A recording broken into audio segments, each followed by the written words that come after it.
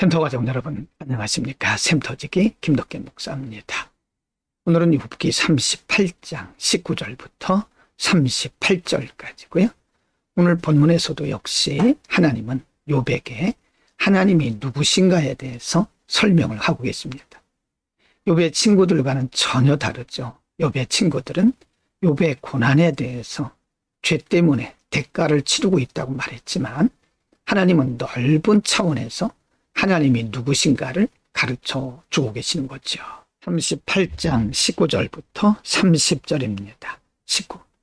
광명의 초소는 어느 길로 가며 흑암의 초소는 어디냐? 20. 네가 능히 그 지경으로 인도할 수 있느냐? 그 집의 길을 아느냐? 21. 네가 아마 알리라. 네가 그때에 나섰나니 너의 연수가 많음이니라. 22. 네가 눈 곳간에 들어갔었느냐? 우박 창고를 보았느냐? 23. 내가 환난 때와 전쟁과 격투의 날을 위하여 이것을 저축하였었노라. 24절입니다. 광명이 어느 길로 말미암아 뻗치며 동풍이 어느 길로 말미암아 땅에 흩어지느냐. 25. 누가 폭우를 위하여 길을 내었으며 우레의 번개의 길을 내었으며. 26. 사람 없는 땅에 사람 없는 광야에 비를 내리고. 27. 황무하고 공허한 토지를 축축하게 하고 연한 풀이 나게 하였느니. 28. 비가 아비가 있느냐? 이슬방울은 누가 낳았느냐? 29. 얼음은 네 태에서 났느냐? 공중의 소리는 누가 낳았느냐? 30절. 물이 돌같이 굳어지고 해면이 오느니라. 하나님은 하나님의 창조의 세밀한 부분을 지금 욥에게 말씀하고 있습니다. 욥에게 대답하라고 말씀하시면서 하나님의 하신 일들이 크고 비밀하고 세밀하다는 것을 이렇게 가르치고 있는 거죠.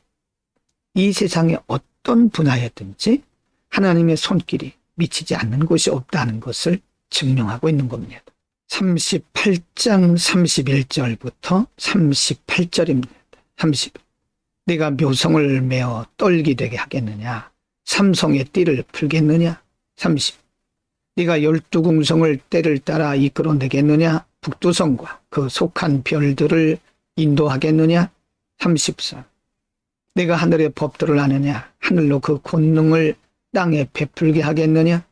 34. 내 소리를 구름에 올려 큰 물로 내게 덮이게 하겠느냐? 35. 네가 번개를 보내어 가게 하되 그것으로 내게 우리가 여기 있나이다 하게 하겠느냐? 36. 가슴 속의 지혜는 누가 준 것이냐? 마음 속의 총명은 누가 준 것이냐? 37. 누가 지혜로 구름을 계수하겠느냐? 누가 하늘의 병을 쏟아? 38. 티끌로 진흙을 이루며 흙덩이로 서로 붙게 하겠느냐? 하나님은 하나님의 통치의 영역을 아주 세밀하게, 그리고 하나님의 영역이 미치지 않는 곳 없다. 그리고 하나님의 손길과 하나님의 개입과 간섭이 없는 곳이 없다는 것을 지금 이렇게 세밀하게 말씀하고 있는 거죠. 모두가 다 하나님께서 하신 것이라고 하는 것을 말씀합니다.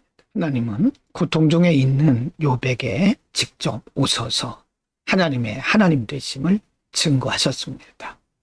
하나님의 창조로부터 시작해서 하나님의 통치, 그리고 하나님의 개입과 간섭에 대해서 얼마나 세밀하고 얼마나 구체적인지를 말씀하셨지요.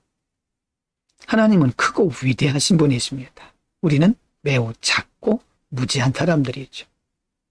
하나님께서 이렇게 말씀해 주신 것은 사람이 알 수 없는 부분들을 하나님을 향해서 하나님의 관점으로 바라보라는 거죠. 우리는 때로 우리의 차원에서, 우리의 지식과 우리의 경험적 차원에서 결론 내리지만 이렇게 크고 위대하신 하나님은 또 다른 계획이 있다는 사실을 우리가 알아야 됩니다. 하나님의 관점으로 바라볼 때 이 세상의 모든 것들이 문제가 풀어지게 될 것입니다.